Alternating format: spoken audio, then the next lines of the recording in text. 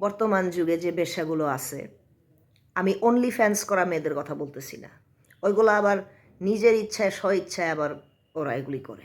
আমি রিয়েল প্রস্টিটিউটদের কথা বলতেছি, রিয়েল বেশ্যাদের কথা বলতেছি। এই যে বাংলাদেশের যে দৌলতিয়া, বাংলাদেশের যে তানবাজার আছে, বাংলাদেশে যে মেয়ে পাচারের এতগুলা হাব আছে, একবারও গিয়ে কি জিজ্ঞেস করছস ভাই তুই এখানে কিভাবে আসলি, এই বেটি তুই এখানে কিভাবে আসলি? কখনো জিজ্ঞেস করছস না। কারণ তোর দরকার পতিতাকে গালি দেয়া, তাকে ভোগ করা, তার পয়সা মাইরা দেয়া, আবার তাকেই গালি দেয়া। কিন্তু তুই তাকে ছাড়তেও পারস না তোর যৌনতার কারণে, আবার তুই তাকে বুঝোসও না। কিন্তু তোর বাপদাদারা বেশ্যাকে বেশ্যা বানাইছে, পতিতাকে পতিতা বানিয়েছে পুরুষ মানুষ, পতিতালয় তৈরি করেছে পুরুষ মানুষ। প্রথম পতিতালয়ে একটা মন্দির ছিল, একটা উপাসনা কেন্দ্র, একটা দেবালয়। ধর্ম দিয়ে মেয়েদেরকে, সমাজকে, বিশ্বাসী পুরুষদেরকে, বিশ্বাসী মেয়েদেরকে প্রথম থেকেই পুরোহিতরা এক্সপ্লয়েট করে আসতেছে, এবং ধর্মেরও কোনো ভিত্তি নাই। সে কথা বুঝাবে বিশ্বাসীদেরকে কে? তো যাই হোক, আপনাদের সবার উদ্দেশ্যে বলে রাখি, ত্রাণবাজার, এপস্টিন ফাইলস, তারপরে বিভিন্ন প্রস্টিটিউশন রিং, হিউম্যান ট্রাফিকিং, এগুলোর পিছনে বিশাল ডিমান্ড। এই ব্যবসার পিছনে বিশাল ডিমান্ড, আর ডিমান্ড যেখানে থাকে সেখানে সাপ্লাই থাকে। আপনারা পড়েছেন না কমার্সে, demand and supply chain curve? ওই জিনিস। পুরুষ মানুষ চাইলেই পারে আজকেই সব পতিতালয়গুলো ভেঙে দিই, আজকে এই সব প্রস্টিটিউশন রিংগুলা, আন্ডার এজ ছেলে মেয়েদের যে বেচাকেনা হয়, সেটা আজকে আমরা চাইলেই আমরা ছেলেরা ভেঙে দিতে পারি, কিন্তু তারা করছে না। একটা জিনিস খেয়াল করে দেখছেন, এগুলা নিউজ হয়, কিন্তু এগুলা যে কখনো, এসব ব্যবসা যে কখনো বিলুপ্ত হয় না।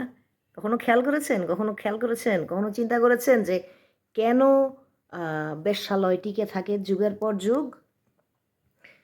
এটা পুরুষ মানুষের কারণেই থাকে। এরাই গালি দেয়, দিনের বেলা কোনো প্রোটেকশন দেয় না বেশ্যাদেরকে, যেমনি ইচ্ছা তেমনি সমাজ তাকে খারাপভাবে দেখে, এবং রাত হলে এদের কাছেই যায়। এবং আপনি খোঁজ নিয়ে দেখবেন, হয়তো আপনার পরিবারের কোনো এক পুরুষ মানুষের আর ত্রাণবাজারে বা সোনাগাছিতে কোনো পতিতার সাথে বাচ্চা আছে, আপনার হয়তো মেলায় হারিয়ে যাওয়া কোনো ভাই বোন আছে যার মা হলো পতিতা, কিন্তু আপনি চিনেন না তাকে। কারণ আপনার আত্মীয় স্বজন বা আপনার নিজের বাপই ধরেন, সে আপনাকে কখনো বলেন নাই যে আটি বাজারে গেছিল সে, তানবাজারে গেছিল সে, দৌলতিয়া যাইয়া সে 4 জনের লগে যা করার করছে, এখন 4 জনের ঘরেই তার সন্তান আছে যে আবার আপনার সম্পর্কে কিছু লাগে, সৎ ভাই বা সৎ বোন। অতএব বেশ্যাকে বেশ্যা বলে গালি দেওয়ার আগে সবসময় মনে রাখবেন, বেশ্যাকে বেশ্যা বানাইছে, বেশ্যাকে বেশ্যালয়ে তুলছে কারা? That's right, it is the men. তাদের স্বার্থের জন্য। আমি আগেও বলছি, বেশ্যালয়গুলো টিকে আছে পুরুষের চাহিদার কারণেই।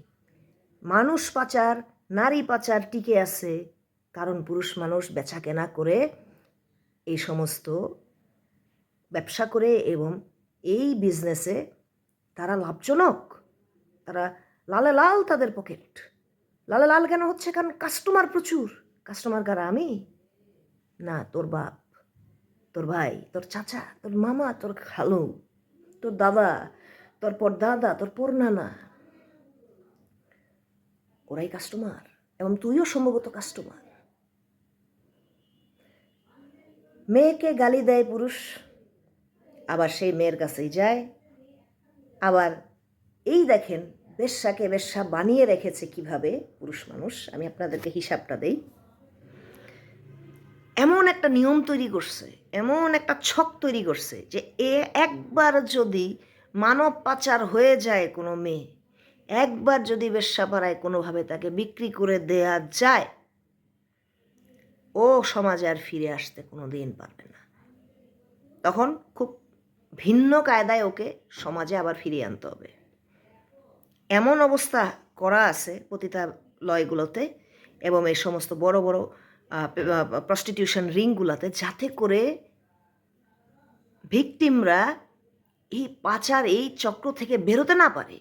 ওদের সাথে একটা করে দালাল দেয়া থাকে, একটা করে ওয়াচ দেয়া থাকে, ওয়াচ গার্ড দেয়া থাকে, যে কোনোভাবে যাতে বেশ্যা ছুটে না যায়। খদ্দেরের কম পড়লে, খদ্দেরের কাছে যদি কোনো বেশ্যা বিক্রি করতে না পারে, তাইলে দালালের লস। এজন্য একটা বেশ্যাকেও হাতছাড়া করা যাবে না। একেবারে গুনে গুনে সবকটাকে দেখে রাখবি, একটা বেশ্যা যেন পালাইতে না পারে, এবং পালাইলে ভয়ঙ্কর শাস্তি, মেরেও ফেলে। এ তো গেল ভিতর থেকে কন্ট্রোল করা। এবার বাহিরের দুঃখটা বলি। সমাজটা এত খারাপ হয়ে আছে, সমাজে বেশ্যাদের সম্পর্কে এত বাজে ধারণা দিয়ে রাখা হয়েছে যে বেশ্যারা স্বইচ্ছায় ওখানে যায় না। স্বইচ্ছায় তো যায় না, বেশিরভাগই 90% বেশ্যা স্বইচ্ছায় ওখানে নাই। 90%-এর মধ্যে 70% বেশ্যা পতিতাপল্লীতে জন্মগ্রহণ করছে, তার বাপের পরিচয় নাই। যায়া দেখো, ও তোমার ভাই, ও তোমার বোন, যায়া দেখো তোমার বোন হয়তো সে, অথবা অল্প বয়সে থাকতে, ছোট বাচ্চা মেয়ে থাকতে তাকে কোনো অসাধু চক্র ধরে নিয়ে বেশ্যালয় বিক্রি করে দিছে, বা হয়তো তারই গরিব গরিব আত্মীয় স্বজন বাপ মা তাকে বিক্রি করে দিছে, সে জানে না, সে অনেক বড় হয়ে জানছে। তুমি তাদেরকে গালি দাও, তুমি তাদের কাছে যাও, আবার তুমি তাদেরকেই গালি দাও, মাগি খান কি বলে। তাই তাদের কাছে যাও কেন? কারণ না গেলে আবার তোমাদের চাহিদা পূরণ হবে না, এই তো।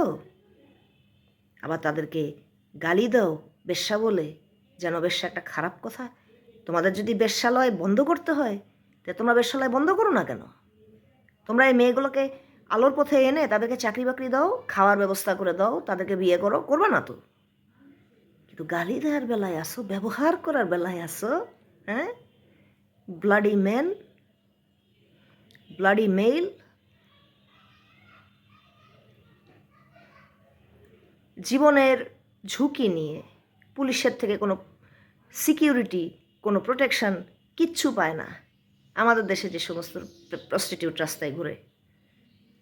ওরা এখন ফিরে যেতে চায়, ওরা যদি ফিরে যেতে চায়ও, ওদের ফ্যামিলি ওদেরকে নিবে না। যদি একবার ওরা বুঝতে পারে যে এই মেয়ে এই জায়গায় পাচার হয়ে গেছিলো, বা এই মেয়ে এই জায়গায়, ওকে তো বিক্রি করে দিয়েছিলাম, ওকে আর আমরা চাই না, কলঙ্ক আমাদের সমাজ থেকে চ্যুত হয়ে গেল, গায়ে একটা বাজে ট্যাগ পড়ে গেল। ওই মেয়েটার দোষটা কি? ওই মেয়েটার ভাগ্য নষ্ট হওয়ার পিছনে দোষটা কার? হিসাবটা করেন। বেশ্যাকে বেশ্যা বলে গালি দেওয়ার আগে চিন্তা করবা যে তোমার বাপেরও হয়তো বেশ্যা বাড়ায় তোমার কোনো সৎ ভাই, তোমার বাপের পয়দা করা কোনো সৎ ভাই বা সৎ বোন আছে। এটা মনে রাখো। বেশ্যাকে বেশ্যালয়তে তুলেছে কে? মন্দিরের পুরোহিত, ধর্মের হাত দিয়ে ভুং বাং বুঝায় তার স্বার্থ হাসিল করার জন্য, পুরুষ মানুষের সেক্সুয়াল নিড পূরণ করার জন্য নারীকে পৃথিবীর শুরু থেকে ভাঙে খাইতেছে এবং 2 ভাগে ভাগ করে রাখছে। বাইরেও যেতে দেয় না অন্ধকার জগৎ থেকে, একবার ঢুকায় ফেললে, এবং ওদেরকে গালিও দেয়, আবার ওদের কাছে যায়ও। আর তোমরা বেকুব মেয়েরা যারা এই বেশ্যালয়ের হিস্ট্রিটা জানো না, প্রস্টিটিউশনের হিস্ট্রি জানো না, তোমরা মেয়ে হয়ে মেয়েদেরকে না বুঝে গালি দিচ্ছ পুরুষ মানুষের পক্ষ নিয়ে। ছি, তোমাদের ধিক্কার দেই।